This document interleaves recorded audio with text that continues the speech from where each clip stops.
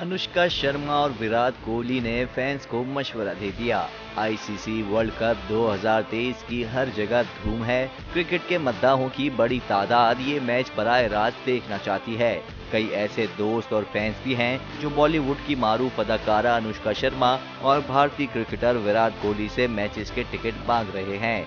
विराट कोहली ने world cup 2023 के matches के टिकट मांगने वालों से तंग आकर उन्हें मशवरा देते हुए कहा कि घर में बैठकर ही क्रिकेट से लुत्फ उठाएं। विराट कोहली ने अपनी इंस्टाग्राम स्टोरी में कहा कि आईसीसी वर्ल्ड कप का आगाज हो चुका है, तो मैं अपने तमाम दोस्तों से दरख्वास्त करना चाहता हूं कि बराह करम मुझसे टिकट का तकाजा ना करें। दूसरी जानिब अनुष्का शर्मा ने भी इंस्टाग्राम पर लिखा कि और मैं ये कहना चाहती हूं कि कोहली की तरफ से जवाब ना मिलने पर बराह करम मुझसे भी मैच के टिकट की गुजारिश ना की जाए। उन्होंने मजीद कहा कि हमारी बात को समझने के लिए सबका शुक्रिया।